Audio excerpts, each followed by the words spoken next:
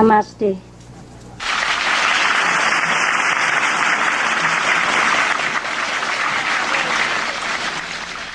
Distinguished government officers, Maharajis, Mahatajis, I'm very honored to be here and blessed by your supreme presence. May the Supreme in yourself continue to bless me and the whole world so that I may be able to have this kind of honor again or continue to do whatever the fathers and mothers expected from my daughter. Thank you so much. Let's close our eyes for a second to pray for all beings.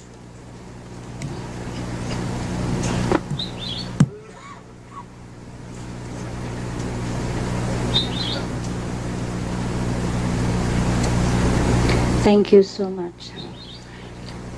Please don't be alarmed by the title Supreme Master because we are all supreme. And I was embarrassed to be called the Supreme Master. And then I tell my people, please don't call me that. Call yourself. And they refuse. And I said, okay, then call Suma Qinghai. So it is less official, less scary. But then I become the Supreme Master Suma Qinghai. It's make more trouble, so I just give up. I hope you forgive me for making a little joke. Now I'm going to impress you with my Hindi language. Ab kaise ho? Theek hai? You are not too tired? Yes. We are very appreciative of your supreme effort to stay here in this heat and dense congregation to support this noble ideal of the organization. And for this reason, I am also having the honor to be here today. Of course, we all go through some difficulty and inconvenience in order to be here, including myself. I did not know, as a British, I need a visa for India. I got stuck in Bangkok. And then some of our brothers and sisters, the Indian overseas, the brother of Mr. Daswani and his wife have helped me out. And the courtesy of the embassy of Bangkok. Yes.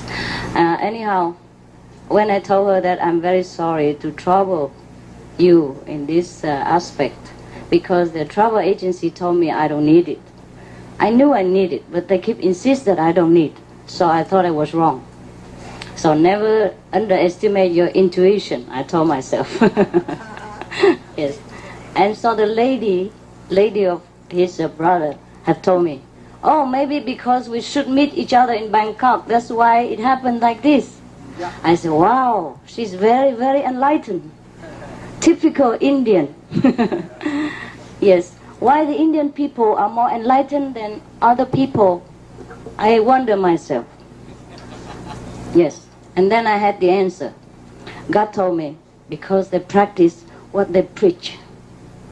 They practice Ahimsa. They practice vegetarianism. They practice prayers. They practice meditation. They practice constant awareness of all beings are one. What is done to one is done to all others. And I say, thank you very much. When we have sincere question, God always answers.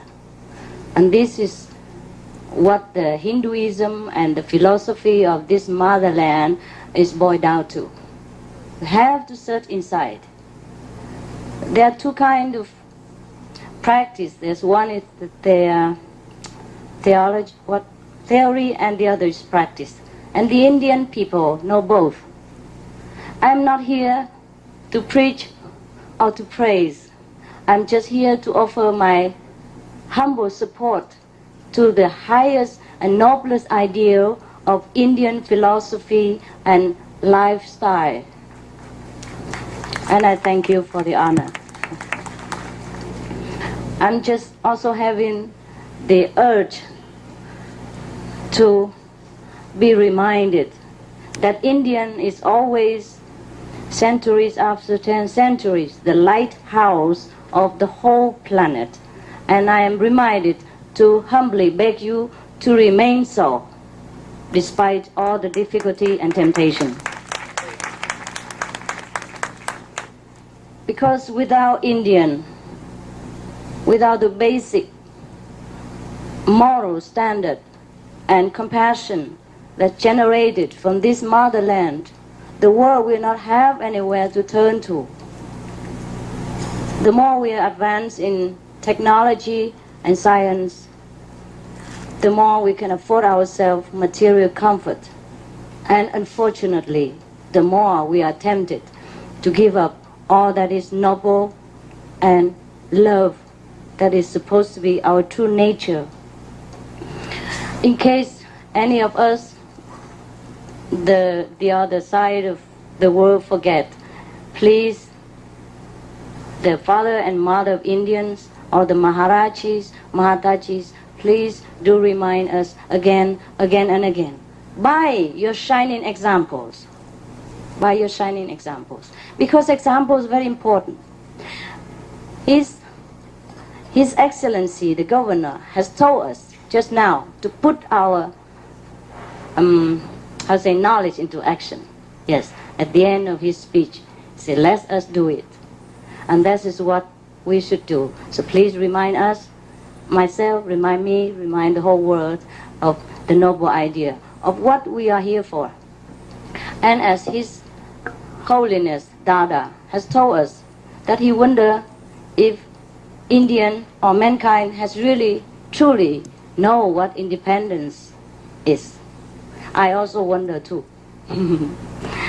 Some of perhaps the Indian natives has given up to the pressure of new trend of society, give up what is the noble inheritance of India. We should remind these brothers and sisters, please come back to where we belong. Because there's only one way to live our life, that's the right way. There's no other way. Isn't that true? The joys of our life, of course, make us different. The choice of our life make us God or anti-God. Even though the Indian philosophy teach us that we are all God, and God is within us. But if we make the wrong choice, we go in the opposite direction. God created both light and darkness, good and evil, so that we be able to understand, to know, to exercise our wisdom to choose the right way. Some of us tend sometimes to give in, tend to give in to weakness and forget that the price of strength, the price of honoring our own ideal is greater than material gain. Much, much greater. And we have to strive for that. We have to honor ourselves by choosing the right way. The way the Indian people have chosen thousands and thousands and thousands of years. The way the Indian people have influenced the world. Many great teachers have to come to India, bow to this motherland, to beg for some knowledge, and in order to develop their own wisdom. Jesus has been here. Buddha was here. Many of other great teachers has been born here. Like the Sikh Guru and the Hindu Gurus, century after centuries, they have sacrificed everything to remind us of this noble ideal of Ahimsa, of loving kindness, because God is love. If we want to be God, we must be love representative. God give us freedom of will. Of course, He never say, you must do this, you must do that, or I will punish you. God doesn't say that. Punishment comes from us, comes from our own conscience. We know what is wrong, what is right. And when we do something wrong, we don't feel good. And that is punishment. That's worse than hell, when our conscience feeling very, very bad about what we have done. And when we feel good about something, that means we are doing God's will. So God give us the free will to choose. And let us remind ourselves and the world that we have to choose God's way. That's the only way to represent ourselves. If we think that we are God, that we think that we are one with God, and that God is even dwells within ourselves, then we have to represent that. We cannot go on doing evil things in opposite direction and following darkness and then saying at the same time that I am born in godliness, that I and God are one. So this is the choice that the Indian people most often make. The choice of beauty, the choice of loving kindness.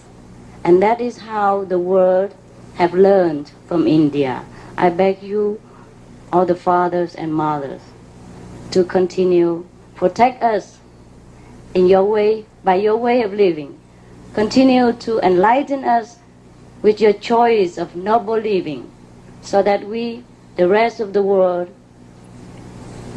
can be strong, following your example, can rely on you to walk in darkness and to become also a shining light of this world. I guess you know everything already that I am saying and I was going to say or I will ever say. So I just want to express what I already learned from you, so that you know that, okay, you have a good student here. I have understood that I have understood.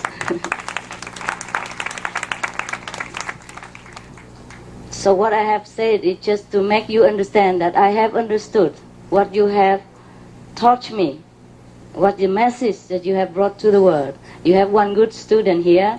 Please continue to make more students. Thank you so much. Yeah. Thank you, sir. Thank you. Example is very important. You see, Dadachi is a vegetarian, and he inspired all his followers become vegetarian. The governor, His Excellency, were a vegetarian, and that's how many of other subjects follow him to be vegetarian. And my grandmother was vegetarian, so she inspired me to be vegetarian, and now I inspire millions of people also vegetarian. So one example, very important. Please remember to remind us. Thank you.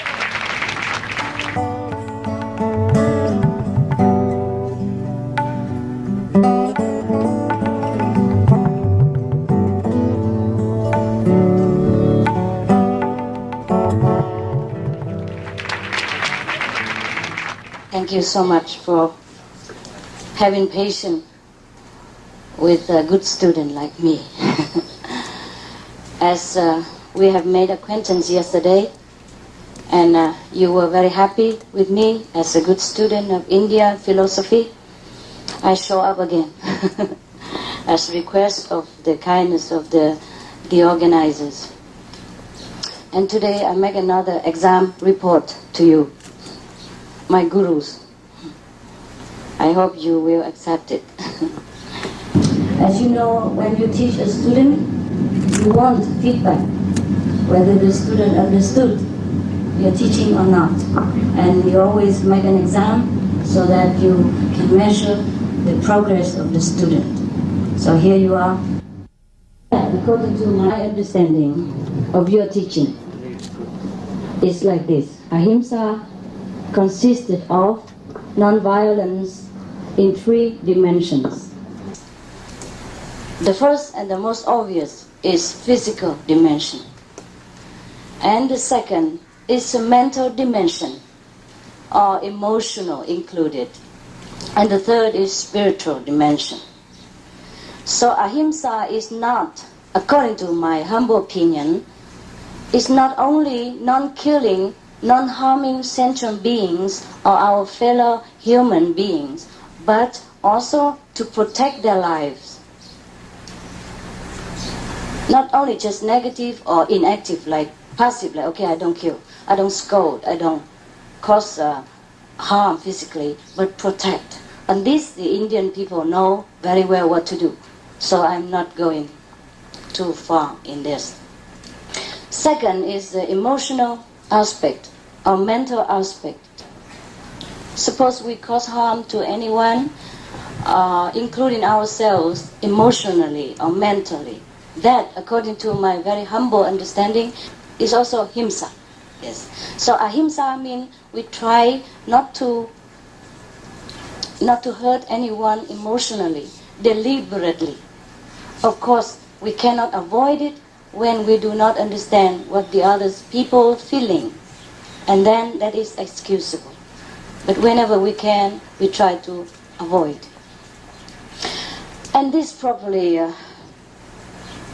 goes a very, very large, very long way, including actually the whole precepts of Hinduism consisted of 5 or 10 precepts, including non-stealing, non-telling lie, non-sexual abuse, and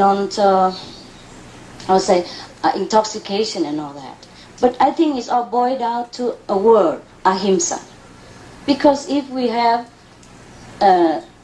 for example, taken intoxication, and then we will hurt our people's feelings, and we cause them sorrow and worries and anxieties. And that is also himsa. And suppose if we take other spouse without agreement or permission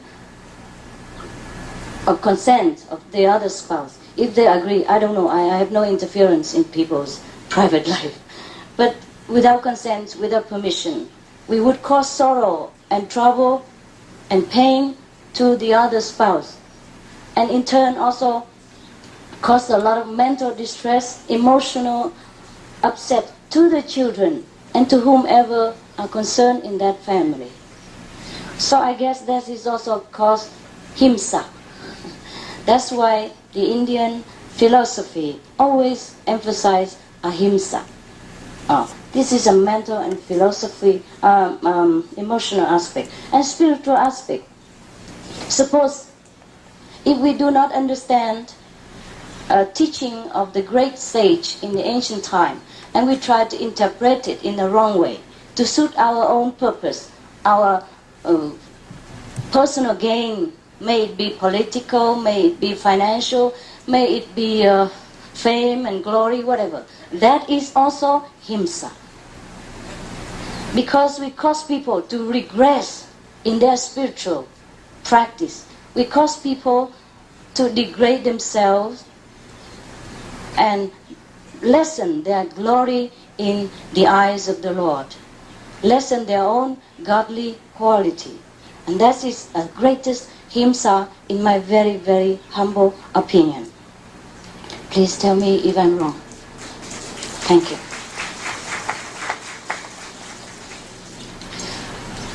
There is a great teacher in India. I forgot the name. He say, tell one joke like this. One time he told his students to tell him how much the wall, how high is the wall in front of them. So everybody quickly write a paper report to him and say, it's about 2 meters height and 2 meters and a half. And everybody say about or approximately. And the teacher say, this is all wrong. You answer all wrong. The correct answer is, I don't know. That's true. When we don't know, we say we don't know. When we know, we say we know, and that is no. So even if whatever I learned from Indian great sages of the ancient or the modern time, whatever I understand, I tell people that is the thing I understand and I know. And you can take it or leave it. And the other thing I don't understand, I say I have to study more. And when I understand, I come back to you. Yeah. This is very caution, because I don't want to cause himsa in spiritual aspect. I think this is more detrimental than emotional himsa or physical himsa. Is that right, sir? Madam? Yes? Thank you. The second part is that life is joyful. Every religion emphasizes heaven here on earth right now. Right now. Right now, if we know it. If we get in touch with God inside, we're joyful all the time. Heaven is here. That's correct. That's true. But that is the true joy if we are connected with God. And that's the Indian sages always tell us, go inside, meditate inside. You can meditate on mantra, you can meditate on God's name, you can kiss a stone perhaps, or kiss the plant, whatever you do, so that you can get in touch with God. Whatever your way is fine. He doesn't say you have to do a particular way. But just through my search, through my spiritual thirst for wisdom, I go all over places, learn with many teachers. I have just found that the method imparted by the Indian sages of old time and modern time are the best. The one that emphasize the inner light and sound. That's the quickest. If you meditate on other mantra or any concentration, you will see light and you hear sound too. But if you met a master who can impart to you directly, quickly, open the door, then you see it right away. You don't have to take so much effort. And from then on, we continue all the time. And that is what I was fortunate to be imparted with. I just reported to you. You know already, anyhow. I know. So after that, we have joy. We have joy all the time. But the righteous joy, the noble joy, the joy but not hurting other people, the joy without the expense of other people, the joy of being faithful to your wife and husband and knowing truly that the spouse is God, and hurting others is truly hurting yourself, because you have the joy of knowing God. You know that you have to behave like God. But that's what my teacher taught me. And that's how I experienced through my own humble, journey in search of the true wisdom. Because men, women are different. And then animals, males and females. The animals, they just eat, sleep, have sex. They don't have any knowledge about morality, obligation. They might have love between the mates. Some of them do, and very faithful. But many animals are not like men and women. Don't have the higher consciousness of God. We all God, like our reverend, a minister, and other distinguished speaker before us. We all have God inside. We all God, even stone and all that. We all know that. But different beings are bestow different level of consciousness. And human beings are the highest in this consciousness. So human beings behave like God. Animals do not. So we are human, so we have the distinguished difference. We have love. So sex between love is different than sex just for enjoyment, in my humble opinion. Because God is joy, God is love. But God is not hurting others. Suppose we take the spouse of other people and have sex just for the physical enjoyment. That is okay with God. Perhaps God do not judge us. But how about the other one? We hurt her, we hurt him. And we don't like that. As God, we want to represent the highest, the noblest idea of divinity. And that's why we choose to live righteously. We live the life of Ahimsa. We choose it because we know we are God. Not that God will judge you. You can do what you want, of course. You can have 50 wives, 50 husbands. God will never say anything. But is that the way we want to represent God? I don't think so. Love in the higher level is for all humanity. You can love 50 women, you can love 500, you can love 50 million galaxies of inhabitants. But it's different than a personal love. There are two levels, personal and impersonal. Personal, we have to take care of our family, love our spouse and children, and discharge our duties as the best. That's personal. Impersonal, we have to serve human beings with the very, very indiscriminating and unconditional love. And that's what the sages of India, since thousands of years, since the beginning of creation, have been teaching us and have been showing as an example. The sages are the embodiment of love and unconditional sacrifice They would not teach us ever to harm other sentient beings in the spirit of Ahimsa. That is the three-dimensional level of Ahimsa.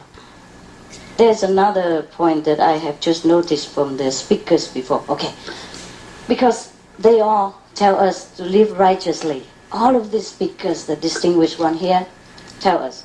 So why is it should we do that? Why should we do that? If God doesn't judge us, if God is indiscriminating, you do what you want, that's true. This is only life, perhaps, as you know. Why worry about moral obligation, about loving responsibility, about being faithful, about being loving kind? Why worry about all this? Just enjoy, just enjoy. Enjoy is fine, but enjoy in a noble way, not in an animal way. That's what the sages tell us. We can do anything we want and degrade ourselves into animal level. That's our absolutely right. But is that the way we want to live? I don't think the sages of India taught us ever this way. Am I right? Thank you. So, and there's another point why we have to keep ourselves noble and pure. Because people can see us. People can see, the seers, the sages, and the pure in the heart can see our aura. If we do something right, we are God realized, we are God loving and one with God. Our aura is golden, is brilliant. If we do something wrong, we hurt other people emotionally, physically, or mentally, or spiritually, our aura is dark. People can see us, we cannot cheat. That's why we have to keep ourselves beautiful. You know, like me, you know.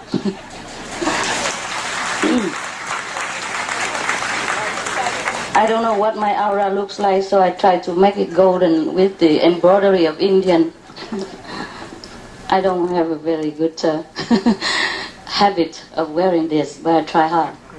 That's why I came late, please forgive. You know, I had to walk like a fair lady. Right, so as much as we put on makeup, we put on tight and beautiful dresses to represent God to the world outside.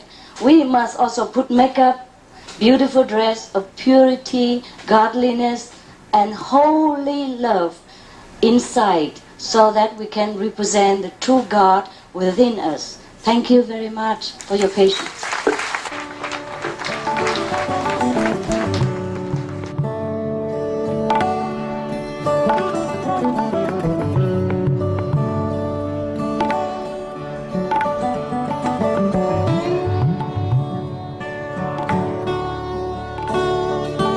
Hi.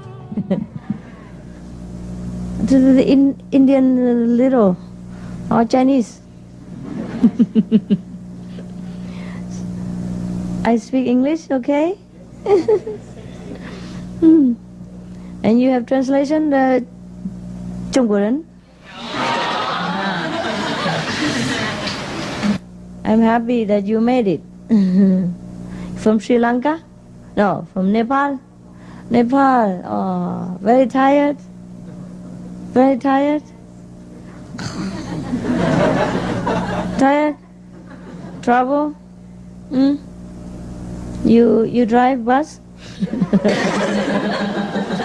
I saw you drive bus in my dream. Bahanji, Tika, you speak Hindi or English? Nepal. Nepalese. Different from Hindi? Yes, I'm sorry. Too many language. I heard that your country is very beautiful. Nepal. Right? Have Himalaya or not? Yes. Huh? Yes. No. Himalaya. I remember Himalaya in Nepal, same Himalaya in India? Same? No? No? Very warm? No, it's very good. Very good or very cold? Not really, just no. Snow up to here. Yeah. Same in Nepal. Why they tell me your country is hot? Is it hot or is it cold? Cold? Nepal is cold. All the time? No, only Winter. Summer, how many degrees? 30 degrees? 32 degrees? Woo! Winter. Summer. Boo. Terrible. They told me it's easy to stay in your country. Is it true? Can I British stay there? No? Cannot? Huh? What did you say?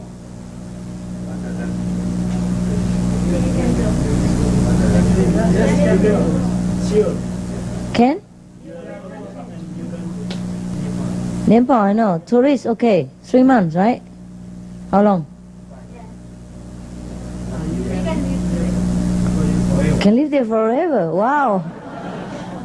There are such things as like eternal elixir that I drink and live forever in Nepal.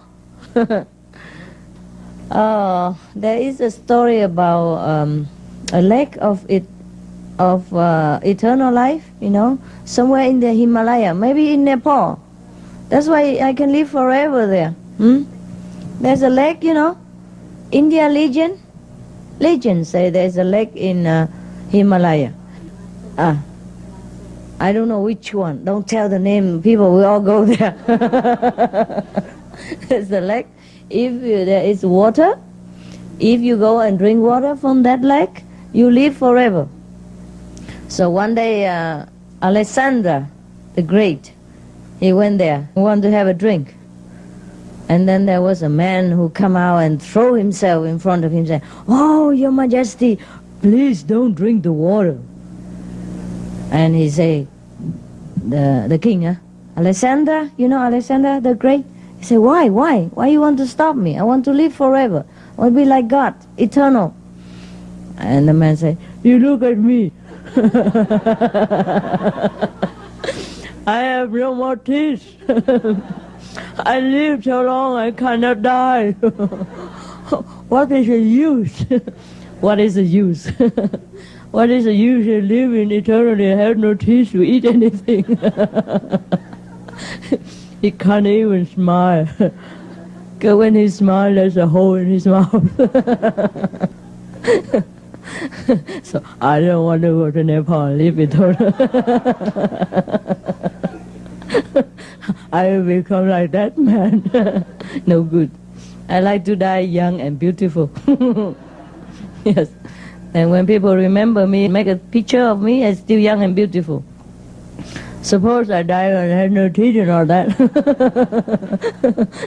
Or live like that. And when I'm gone away, people make a statue of me, like they make statue of Buddha. And I have no teeth.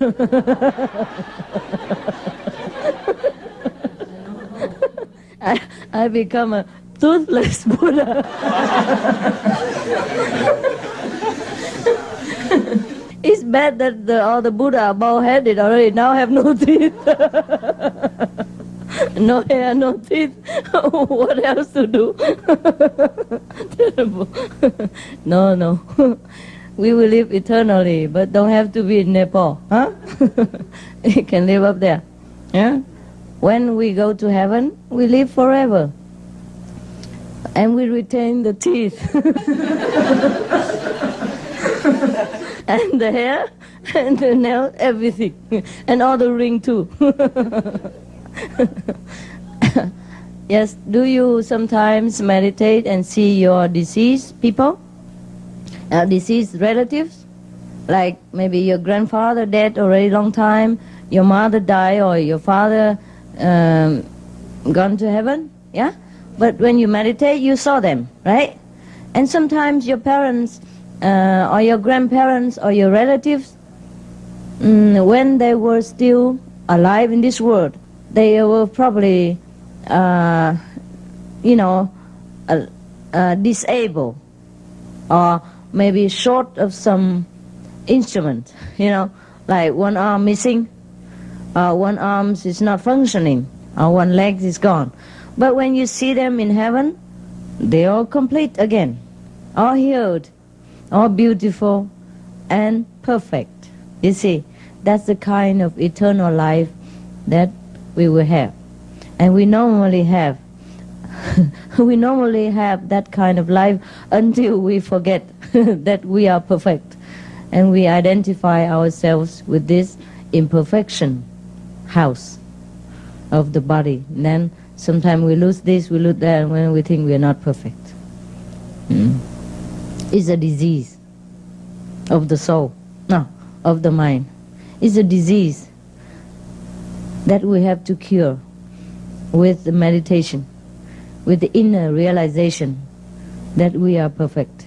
It's easy to say, oh, we are God, God is within me, I am God's children, I know that.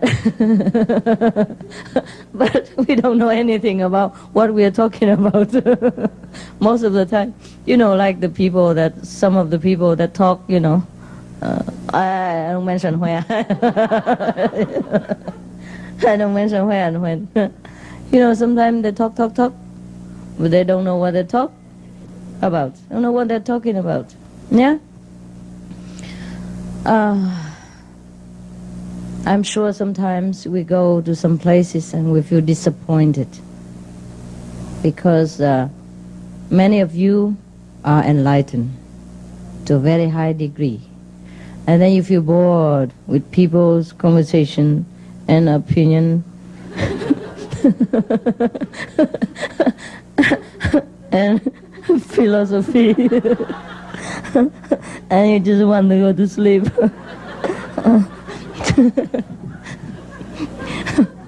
But well, since we are there, we just be there. Okay? Whether we listen to television, listen to children talk, listen to bird chirping, listen to football fan hurrah hurrah, or we listen to any hula philosophy, it's the same, right? It's the same. If people give you lemon, you don't say it's too sour. You put some sugar and make lemonade. That's the way the English people say. If people give you lemon, you make lemonade, okay? Make the best use of wherever we are. Yeah?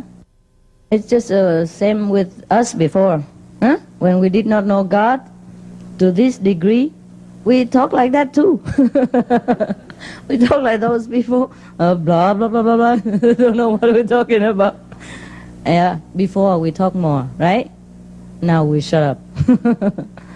Yep, now everybody talk and we shut up. Before we talk a lot, we talk more than everybody else.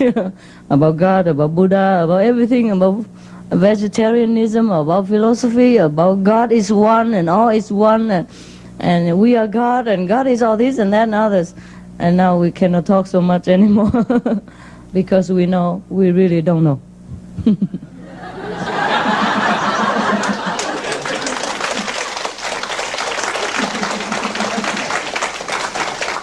I also don't know anymore. But since you came, and since every time you just want to see me, I don't know for what reason, I have to just talk, to entertain you. Like make joke like this, it's good for us, right? Yeah, let's face it, you have to go and pay a lot of money to see a comedian, and that they're not half as funny as me. You don't pay nothing.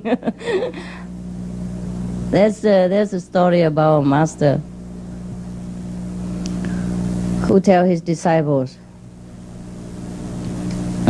just to in a glance, to tell him to write out how high is the wall in front of them, and then they have to write out the measurement, and everybody write, oh, it's about 2.5 meters approximately, about.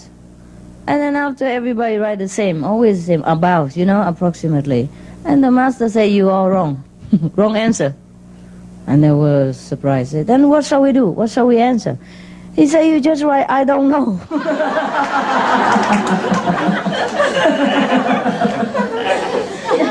Yeah. If you don't know, you say you don't know, right? Why make trouble and explaining a lot, you know? Some of them are even more philosophical about it. Actually, it could be 2.5 meters and 2 inches, but I'm not quite sure.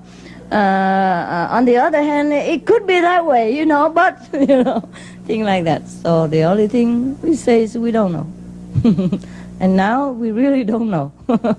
First we think we know God, right? We talk a lot about God. We introduce God to everybody, you know. That's when we don't know. But now we know. And then we realize that we really don't know. We don't know what God is. But we do know that there is God, right? We do know there is something called God, or whatever name we want to call. But we really don't know Him. We do know, but we don't know. I mean, we don't know in the human measurement. We don't know how to express it in a human language. We don't know how to show it to people what God is like. But we do know God. We know it. We know God just like when we were young, when we were kids, baby, when we were still in God's embrace and live in God's consciousness. And then we grow up, we forget. And now we remember again through childlike meditation, through purification of our body, speech, and mind. We remember Him again. But then we don't know. Because we don't know God the way other people think God is. We don't know the God who make punishment, who make reward, who judge us, and who threaten us with all kind of hell and damnation. We don't know this kind of God.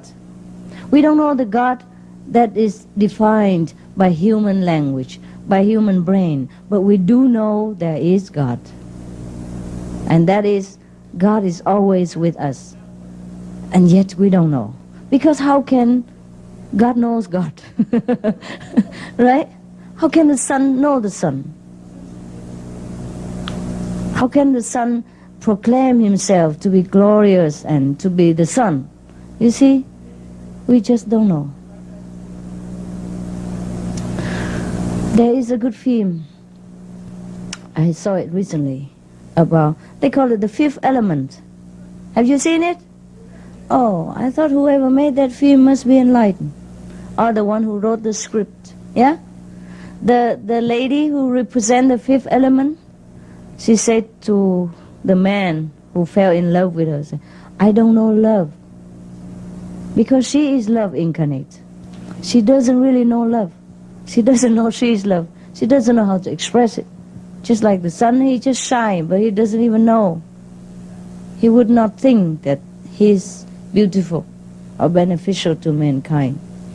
Similarly, once we begin to know God, we cannot express anymore. Huh? Look how eloquent people can talk about God and all that thing today. And we cannot. All I can say is that, you know, I was a good student.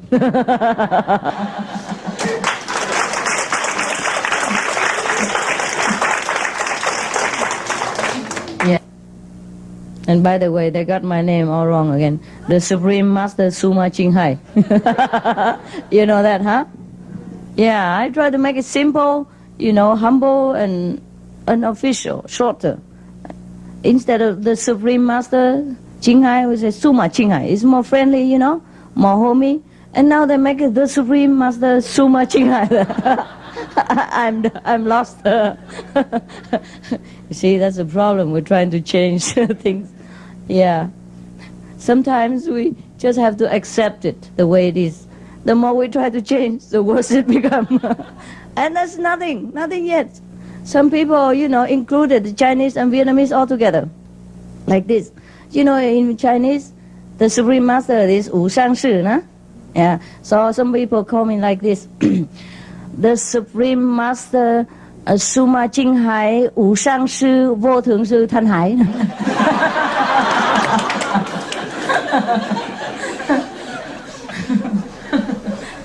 Then you have trouble. yeah, with your memories. I have trouble all the time. I try to make it simple and homey and, friendly. And then they make it even longer. Yeah. So you see what I mean? Huh? So now, if we try to change everybody else, it's troublesome. Just change ourselves. Yes. By meditating, yeah, by retrospecting, by contemplating what we truly are, then we change. Not that we change to become a different person. We change our level of understanding. We change the viewpoint of our life. We change our opinion about what's supposed to be and what should not be. We just know the thing as it is without much judgment. Because judgment is always judgment, whether bad or good. Huh? Like a good judge or a bad judge, he judges. Yeah. It's very difficult to convey to people what we understand. Because after a while, we don't seem to understand anymore. We just be that. We just be it. We just are that. And we don't have eloquence anymore. So have you noticed lately, I just make jokes all the time. Before I used to talk about Buddha, God, let us all become one, blah, blah, blah. Eh? And now I'm lazy to talk about those things. So whenever we met together, there are only jokes and laughter about anything. Anything that you already know. I just try to season it, like the lemon, I put some sugar and water, make lemonade. And that's all. It's the same ingredients, almost. And I'm surprised that you always want to see me, because there's nothing new that I tell you. This time I stopped. Otherwise, the whole Indian population will be scared that if we all let people come here again, like all the Chinese and the Taiwanese and all that, the neighboring country, I said, no, don't let people know that I'm here. Because if they all come, the Indian population is already very high. You know that? I said, no. If you come here, you can't even stand. No space. So don't come. And they threatened to come. Everybody threatened to come. I said, no. Don't do that. Next time. Another time. But there's still some mistake somewhere, and I saw that all of you come here. A connection or something. You bribe my attendant? Huh? Or the contact person somewhere? How much? How much for the information? This is funny. Anyhow, never mind. It must be God's will. Huh? I didn't intend to. Because I didn't really know what to expect here, Because I'm invited, I didn't really quite know. I just know it's a dada something. And when I come here, there are all kind of pictures on the wall, Not only dada, but daddy and dadu.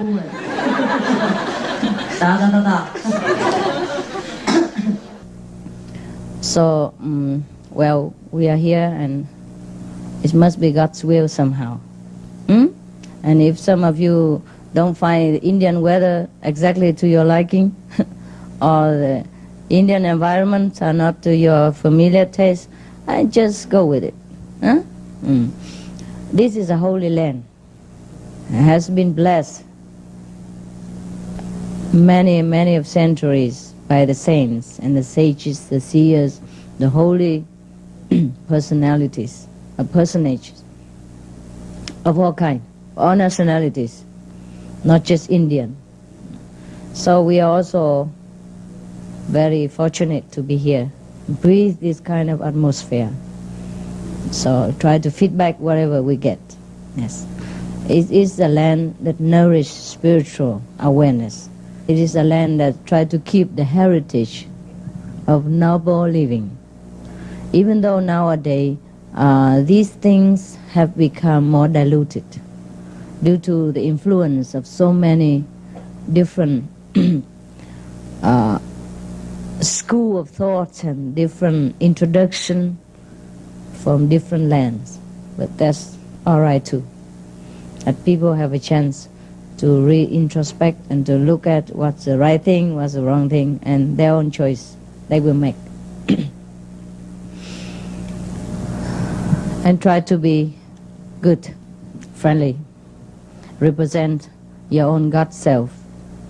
Be noble. Be what you want to be. Yes. And remind people of their own intention too. Because if we are good, people can see. All right? It's a good example. Because you all come here, I think, mostly because of me. I hope. I'm dreaming like that. So suppose if you don't see me all day long, away until 9 o'clock, and you have nothing else to do in between except to sleep, then it's also very hard on you. Is that not so? Okay, so maybe, in my opinion, you can just sneak in and look at me. Huh? I saw a lot of chairs empty behind. Huh? Sneak in or stand or sit on top of each other, whatever. It's okay. I also like you to be able to see me during this time because you come for this purpose. But if you come for sightseeing, be welcome, go out, get a limousine, run around. Whatever you like to do, you're free. You don't have to always sit here, and you can sit here. If you want, you can sleep. If you want, you can go sightseeing. You do anything you want, huh?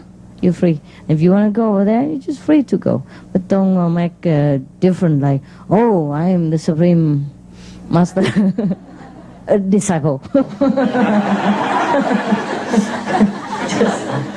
just be anybody disciple. Yeah? Anybody can teach us something. Even when I talk nonsense. When they talk nonsense, that means they teach us that don't ever talk nonsense.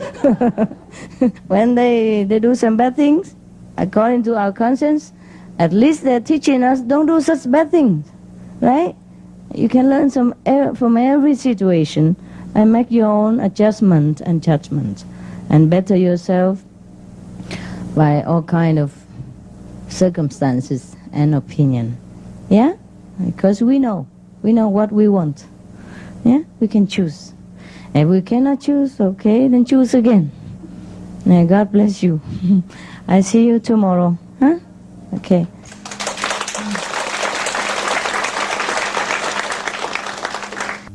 You happy? Yes. And you, the old sister and brother, take care of the new one, huh? Don't scold them, huh? Don't learn a bad habit for me, scolding everybody, huh? Okay? I just call for fun. Because if every day you're laughing and talk sweet to you, also boring, So sometimes I have to make it bad, like, wow.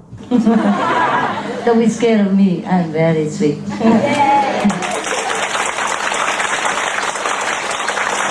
Inside. Outside sometimes sweet, sometimes sour, sometimes bitter, It's like spice, like Indian spice. Yeah? If you just put sugar in all the rice and the pudding and chapatis and soup and salad, how you eat it? Right? You have to put some sugar here and some pepper there and some salt over here, and then life is more tasty. Huh? Okay? Take it with a pinch of salt. Anything. Okay, I see you tomorrow, and you take care of the Nepalese and the Sri Lanka or the Indian, whatever, huh? Take care of them. Make sure they're comfortable and they know where to go and what to do and, where to find food, yeah? And where to sleep and all that. Don't let them get lost on the street, okay? Because they're also foreigners, yeah? And the first time in India, huh? Many of them. Take care, please, huh? Take care of them, huh? Try to speak Indian language, like... You all know what the Indian language, huh? Like chapatis, curry, chai, okay? That's some Indian language I teach you. That's convenient, important, and the rest you learn yourself. Yeah? You can, like I speak Hindi today, like what? Up kaisa ho? Kaisa hai, huh? Yeah. Thika hai? Bahanji? There's some simple one you can learn, okay? Especially chapati and dal and chai. That you must know, or you die.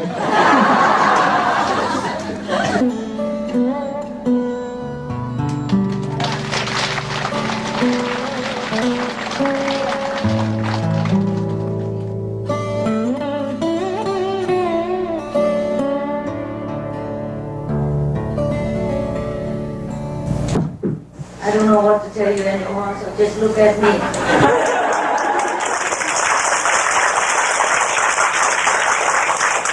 Sorry about my breath.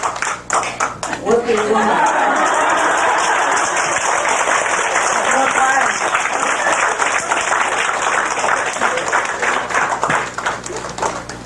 People in India so hot they make me sweat.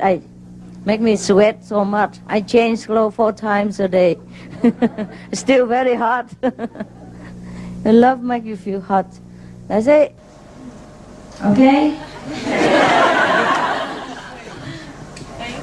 You didn't like the program, huh?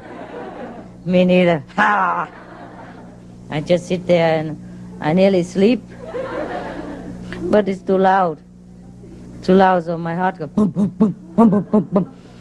And then I say, calm it, just go inside. And then I go inside and then I stay in there. And then there's some hoofa come and, try to talk to me. I don't hear nothing.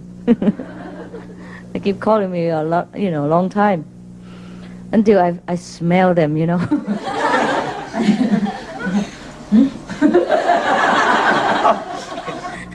I did not hear them, really.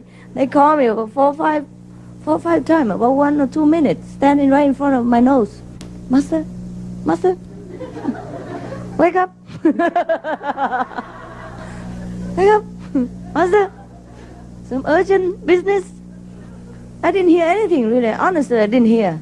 But suddenly I smell something wrong. And then I will open my eyes and then, oh, here, 2 big guys standing right in front of my nose.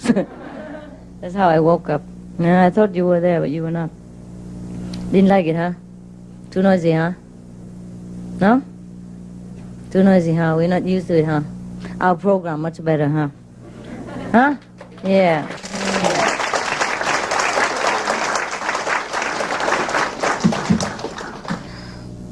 You have any question? Sleep well? Eat well? New initiate? Raise your hand. New one? 2, 1, 2, 3, 4. You satisfied? Yes. Good.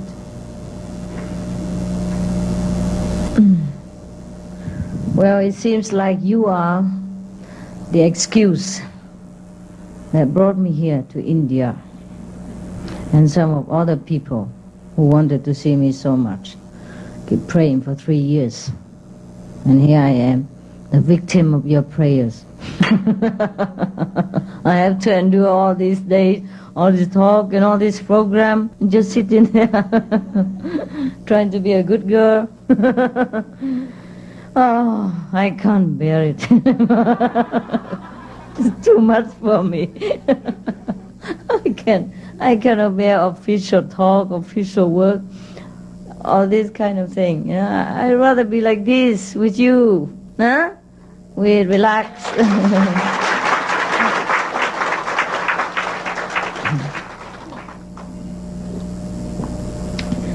That doesn't mean people are bad, nothing like that. Just probably, we just prefer casual, huh?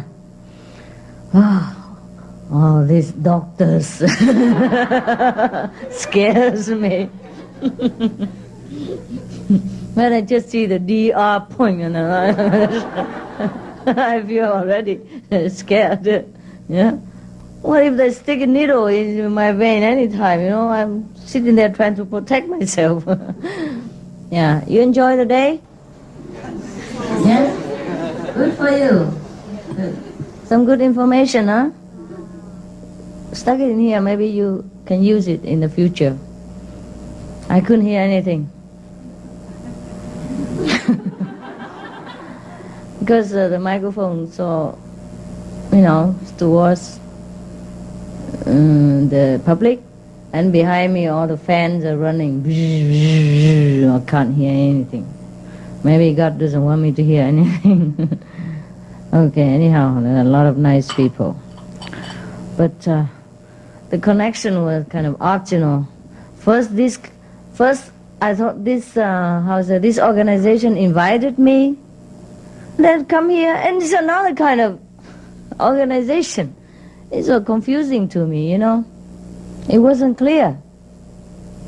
It wasn't clear that this, you know, this is a different company.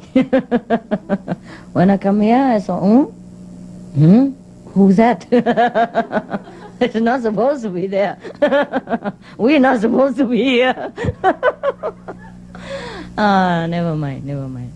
God has blindfolded me. And, yeah, really, literally blindfold me. And bring me right here. And then when I arrived, he opened the blindfold and, huh? What? I tell him, you cheat me. You cheat me. I said, if I know the such here, I wouldn't have come here. Never mind. You understand, huh? Never mind. We don't. We look upon all beings equally. It's just some people are more equal. Some people are less equal. Hey, what are you doing? Well, I enjoy seeing you. Huh? That's the best part of the whole program.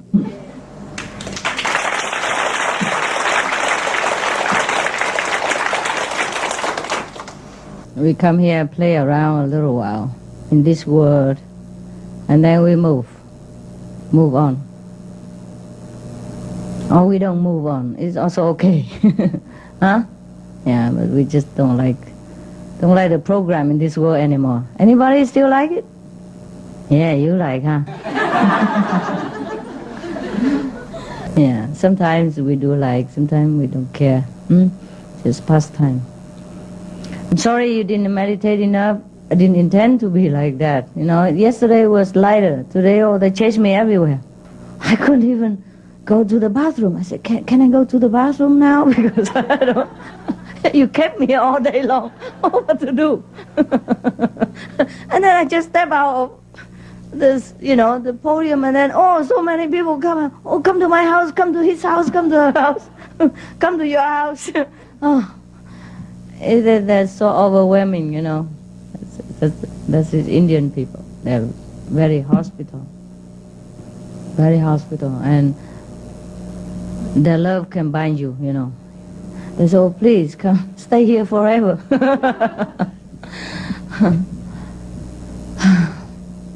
I cannot. Yeah, it's different tradition, huh? Yeah, the Indian people are so loving, huh? So hospitable. I don't think. I think you like it, huh? I just leave you here with them. That'd be perfect. Same type, attract each other. You like to stay here? Huh? Anybody like to stay here? They treat you like God, you know. As long as you grow a beard and then wear something, you know, a shawl and rub over the shoulder like that. The best would be white color, pink color, or yellow color. These three colors are favorite in India. And if you grow a beard, then you're perfect. You become Maharaji right away. No qualification needed. At least a Mahataji, Mahataji. Yeah, you should stay here. You were above Mahataji even when you were in India. And look at you now, small potato, sit on the floor like that.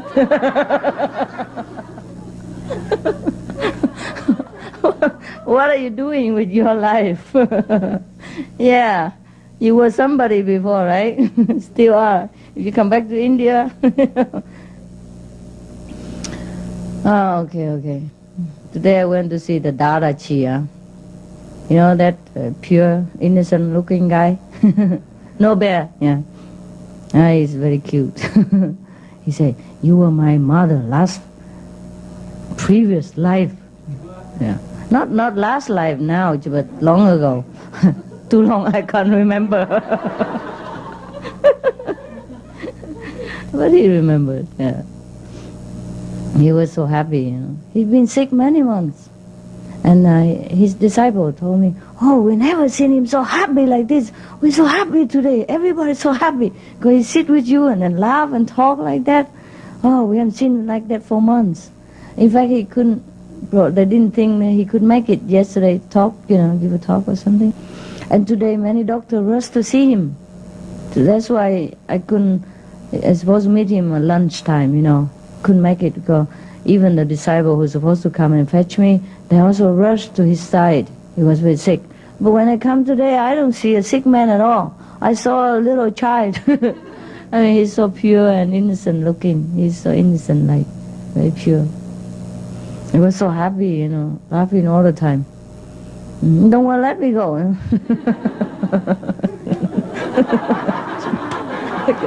Like that.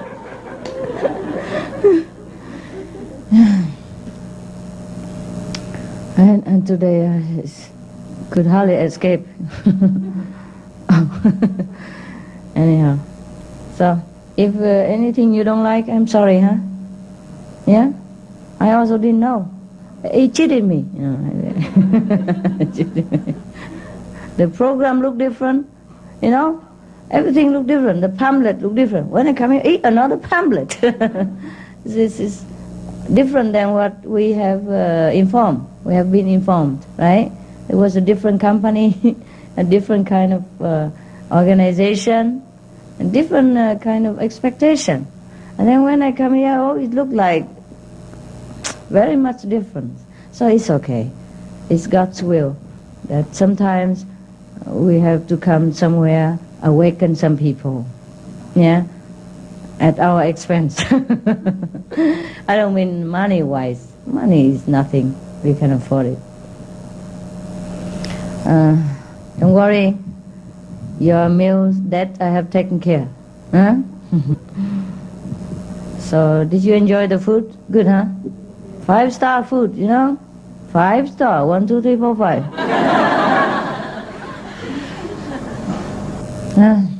Actually, I thought you could have escaped, but they chase after me and tell me to chase after you. What can I do? So, never mind, huh? Okay. We didn't burden anybody. Today the journalist asked me, we heard that you are the only one that refused, you know, they pay people who come here. Refuse the payment? I said, no, we never paid. You know, we don't work for nobody. Actually, we come here to support, to help, not to burden people. We can afford it. Don't worry, you don't owe anybody anything. Yeah. So you enjoy? Oh, I don't know what to tell you. Accept my apology for any disappointment that you might have in your heart. Okay? Anyhow, everybody is God. There are good God, bad God, and medium medium God, you know. So don't worry about it. We all God, yeah? Master began to see. I know you did. That's a mistake. That's the biggest mistake. Suppose I go to hell, you also follow. Huh? Never mind. But everything okay, huh? You don't blame me? No.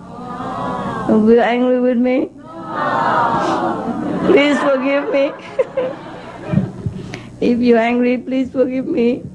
Otherwise, I will die for you to look at. Okay, huh? Oh, forgiven, huh? All right. Any question? No? Master, when will you visit Nepal? Oh, no, don't ask me anything like that. That's not a question. Your spiritual question. Huh? Anything you don't understand? No, huh? You are here already. Why should I go to Nepal? Huh? You greedy. Over there, you just say, oh, please let me see you just once, you know. Even just 5 minutes, I'll be satisfied. And now you sit here 5 hours all day long already, and I think, when are you coming to Nepal?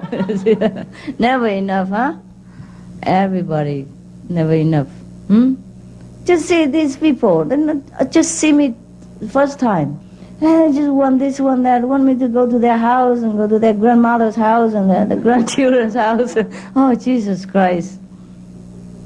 Yeah.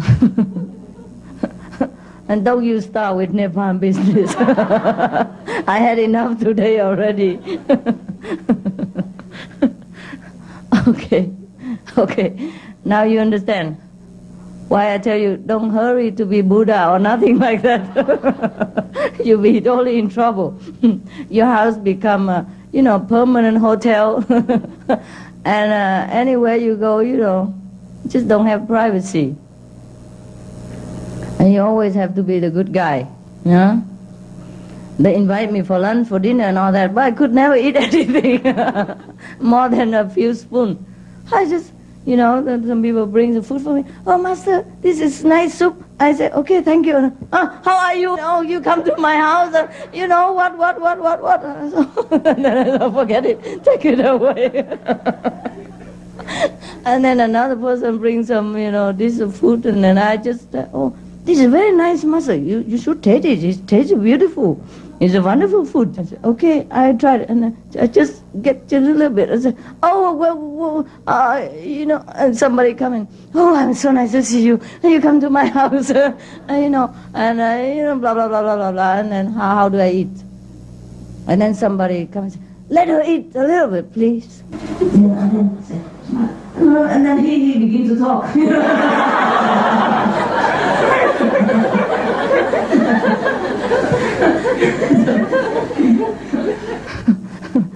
Okay. So, if one day you don't see me anymore, just because of too many dinners and lunch, I will disappear. If I'm invited too many times for dinner and for lunch, I'll be gone. No food. Actually, luckily, I am not that hungry. I don't often feel hungry. Once or twice a day enough, and a little bit enough. But when I eat with people, a lot of people, and I have appetite, and eat alone, very little. So it looks like I tell lie whenever I say, I don't eat so much. But whenever I'm with people, I eat a lot. I tell lie. You have company, and you feel appetized, right? Okay, any more stupid question? Huh? Go to Nepal. Your daydream.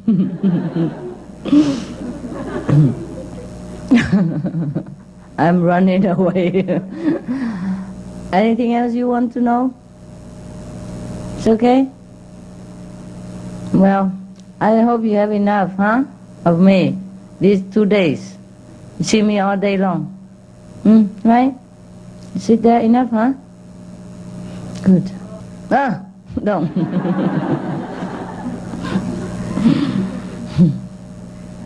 No question, It's very late, 11 o'clock. You should go home, sleep. Okay?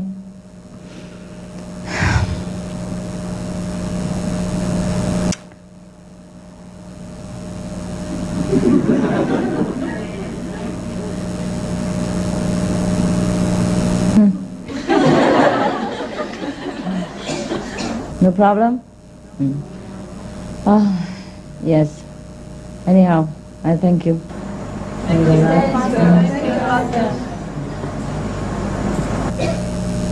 don't know what else to say. No question, Nepal, no? You come out this way, no question? Except when you come to Nepal, no. But I don't know. Don't follow my physical body, Don't worry about where I am. Follow your own master. I show you already where the master is. Stick to that master, your own, yourself, your own soul.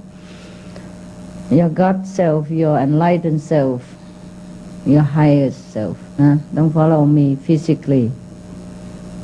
I don't know why you like me so much. I really don't know. You and I, no difference. I don't understand this. Don't begin crying. I throw your ID card outside. You see me 10 years already. There's no need for that. Huh? If new people like Nepal and all that, they don't see me, then I can understand if they cry. But you saw me so many times, especially Hong Kong people. I used to live there for many months. Huh? Enough, right? Okay. Have a more good look and then go to sleep. When you meditate, you forget. Huh? Forget everything. Just concentrate on your wisdom center, and you look with the wisdom eye, not with the physical eye. Yeah? And try to find yourself.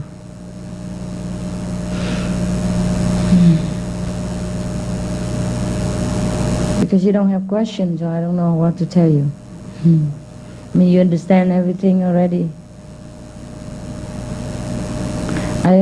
This morning, were you there when I give speech? Yes. Okay, you understood? You understood what's that for?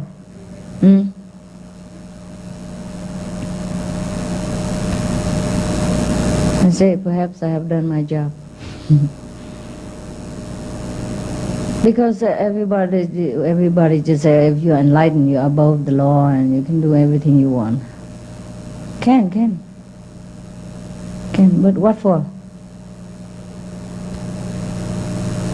What for that you have grown up and then you become a baby again? Huh?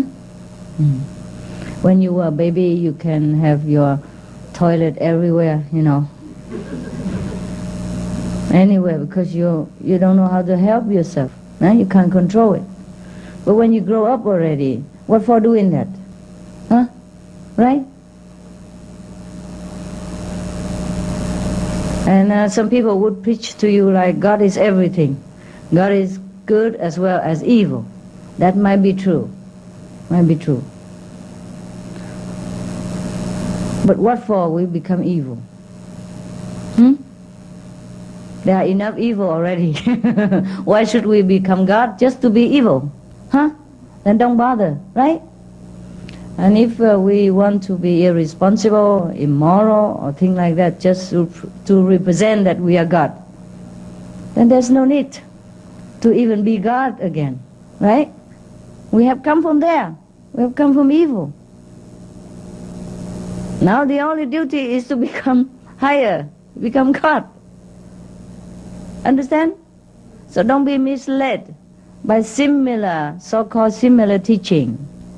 Don't be tempted by an easy way of cheap substitute for enlightenment, cheap happiness, and then mistaken that for enlightenment. Don't be mistaken irresponsible behavior and a lowly way of thinking for liberation. Liberation means you're liberated from all that is bothering you, from all that is no good, from all that is not noble, from all that is not beautiful, that binding you, that suffocate you, that make you feel guilty, that make you feel that you are ungodly. All the desire that make you feel like you're burning with passion of wanting. And lust is different from love. Sex is different from offering yourself, celebrating the love between two people. Understand? Celebration of love is different from sex, even though maybe the action look the same. Don't be mistaken, okay? Similarly, don't be mistaken for irresponsible, irrational behavior for liberation. Liberation is not to enjoy yourself at the cost of other people's suffering. Liberation doesn't mean that you lower yourself at the expense of your noblest being. Liberal have many price. The people who go around killing people, they say that's all liberal. Also free. Freedom doesn't mean you take the freedom from other people away. Joy doesn't mean you have to cause other people suffering. That's the spirit of Ahimsa that I have told you and everyone this morning. God may be everything. That is true. Just like the ladder, they are downstairs and they are upstairs. We were downstairs already. Now we try to walk up. Up already, why come down? What's the reason to do that? Then why bother to go up at all? Understand? So we have been already representing the lower level of so-called God quality, if that is even God at all. If we suppose we can accept that God is total, everything, the grand sum of everything, like good and bad, evil, yeah, and in between. Okay, we have been representing the bad, the between for many thousands of years already. There's no need to do that again now. There's the time to do the other half of the homework, right? So if anybody mislead you into believing that God is everything, that is not true. We have only other half, or the lower half, up to now. And everybody try to mislead you and try to cheat you into remaining in that other half all the time. That is not the real teaching. It's not liberating you. It's not elevating you. Understand? Don't be misleading. We are not yet up there. We can't say, I represent God for everything. We cannot. We only represent the lower half of the house. And now is the time that we try to represent the other half as well. The lower half is easy. Already there. Difficult to go up, easy to go down. So a lot of people can be misled into thinking, oh, if God is everything, then I do everything I want. I'm God. Right? We have been always doing everything we want already. Thousands of years. That's why we are here, crawling on top of the planet. Nowhere else to go. Now is the time to complete ourselves, to total our being by uplifting ourselves to the other half, the higher half. See? That's how we complete ourselves. That's the difference. That's where they misunderstand. That's why I have tried to stay here for a couple of days, just to clear this up. But I think it's enough already. Don't you think so? I don't know. Today I feel so so tired. So I hope you can discern the difference between the confusing jungles of so-called spiritual philosophy and the confusion of mixed salad in the so-called spiritual practicing. Okay? You understand now, huh? All right. Any question concerning this? No. So are you climbing the other half, or you want to stay here? Climbing up, huh? Yeah, we have to total ourselves now. We have to complete our being. Suppose even God is everything. We have all the half already. It's time. Complete. Make it 100%. Okay lah?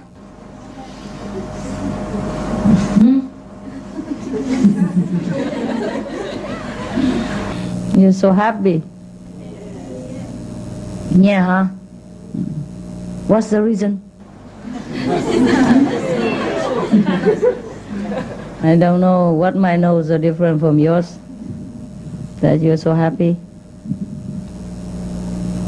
By talking to you, I just realized that so many people suffer from ignorance. I just kind of feel sorry.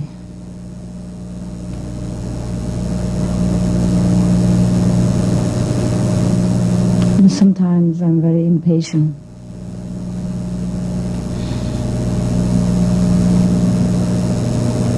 Just like a teacher having to always teach the same thing day after day all the time. And the student don't understand.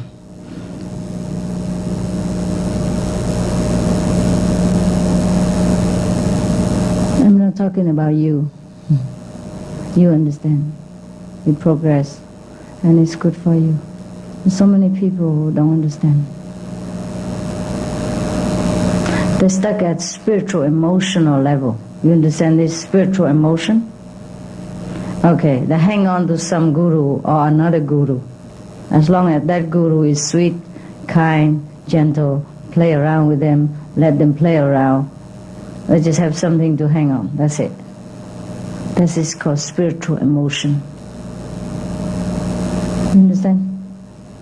They fit their emotion, but not spiritual progress. You don't go nowhere with that.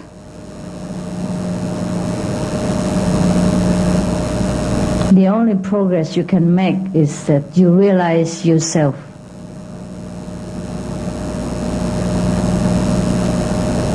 You don't realize yourself if you hang on to somebody, to some sweet personality.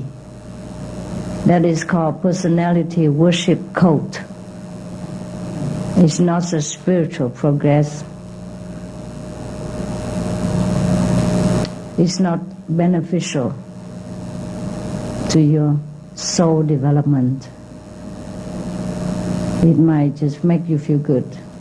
Feel like you have a guru to be devoted to. You feel that, oh, that guru loves you, and spoils you, and very sweet. Maybe never scold people, never talk loud, always talk like music into your ears. But that don't take us nowhere.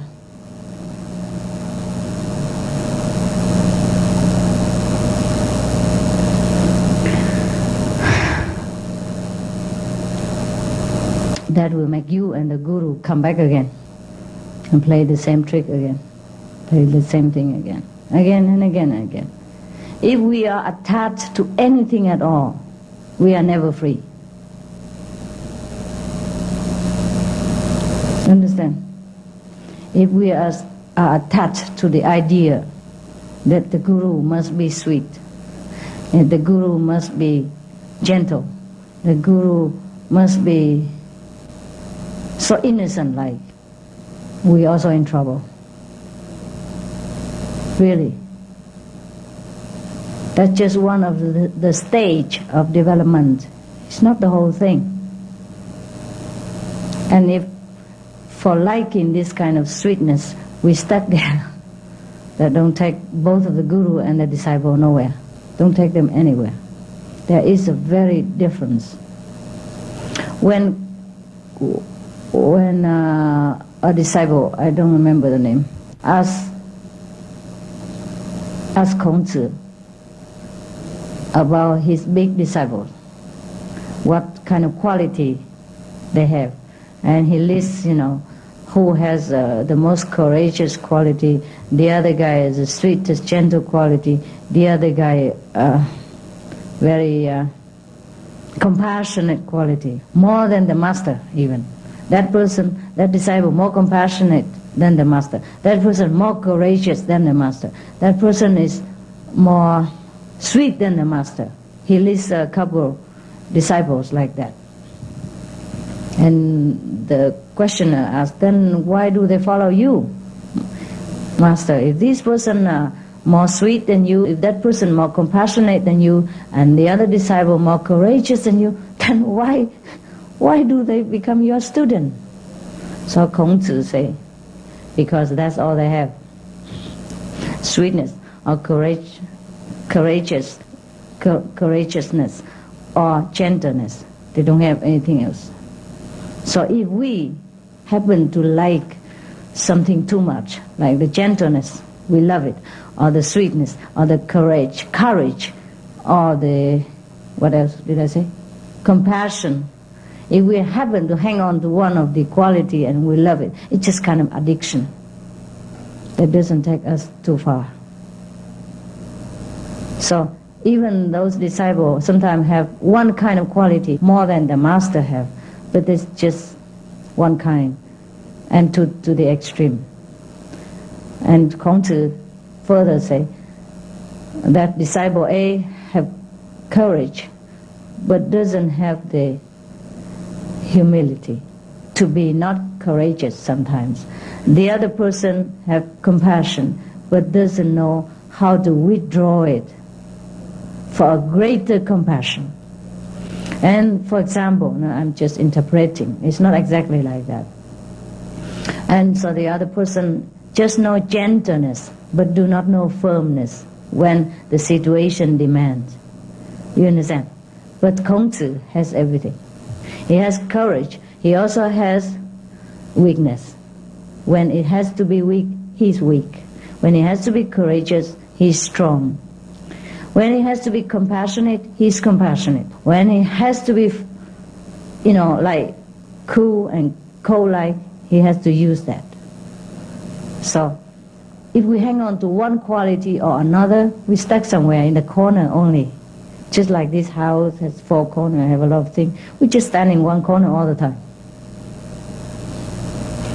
Similarly, if we look for a teacher and try to bring our attachment, our addiction into the relationship with the master, then we will be having trouble. No? We cannot progress freely and quickly.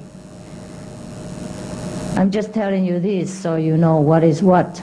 I don't care if you follow me or you follow anybody else, because I cannot control this.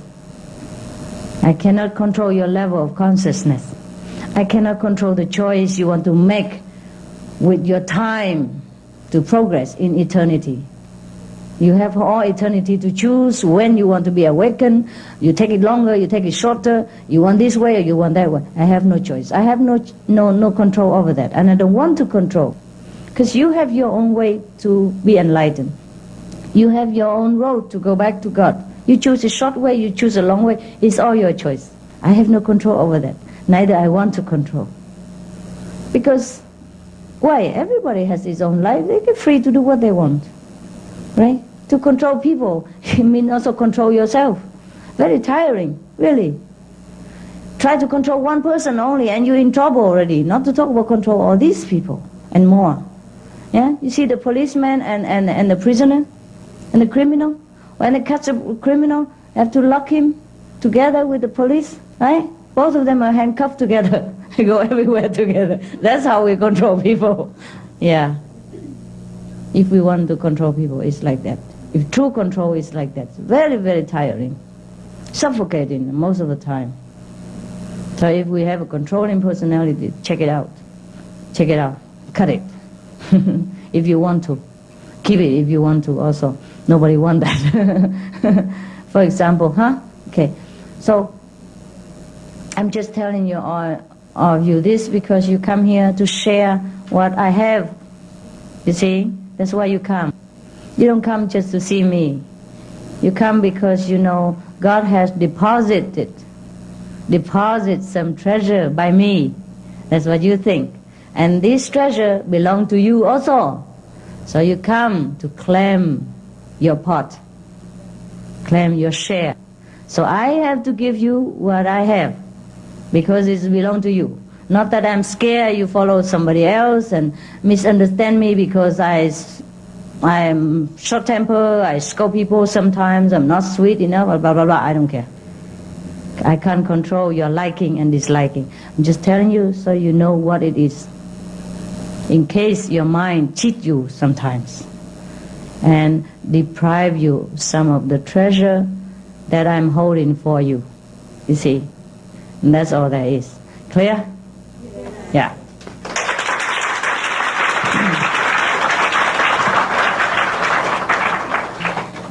The only thing why we want to be clear, why we want to be enlightened, is that because if we are not enlightened, it's too tired, too suffering, too boring.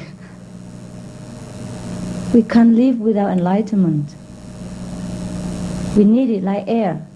That's why we have to be enlightened. That's the only thing. Nobody tells us what to do. Nobody forces us to be enlightened or to follow this, follow that, or to meditate or to eat anything. But we just need it. Just like somebody put your head into the water and you just struggle to get out for air. That's the same with enlightenment. There comes a time that we are suffocated enough, so we want to be free. So the same with people when they need enlightenment, when they seek wisdom, that is when they suffocated enough already in the water. Or they're strangled enough, they have to struggle to get out for survival, for spiritual survival. So I have no choice. I have no chance, I have no control over anybody's choice or enlightenment seeking attitude. You understand what I mean? When the time comes, they just have to do it. So I'm in no hurry either. I'm not scared that you come or you go. When the time comes, you must come. You must get enlightenment. So I'm just waiting when you, just like the fruit is ripe, then just ripe and fall down. If nobody pluck it, it just fall down. Natural process. So whatever I know, I share it with you. And then you make your choice. Try to stay in your chosen path, because it's a good one. I know it's a good one. You know already. Well, at least whatever you have experienced, that is not like this, at least you have something to compare with. All right, so it's not bad, huh? In a sense, it's not bad. It's more confirmation for you that your choice is right. Okay, good. And for the one who is still not sure, continue make the choice. Continue go in some places similar, and then sit there and think. Is it correct? The Suma Qinghai, is she okay? Yeah, scratch your head. I don't know if I'm okay or not, but I do know everywhere else is not okay. All right, good night, huh? Thanks.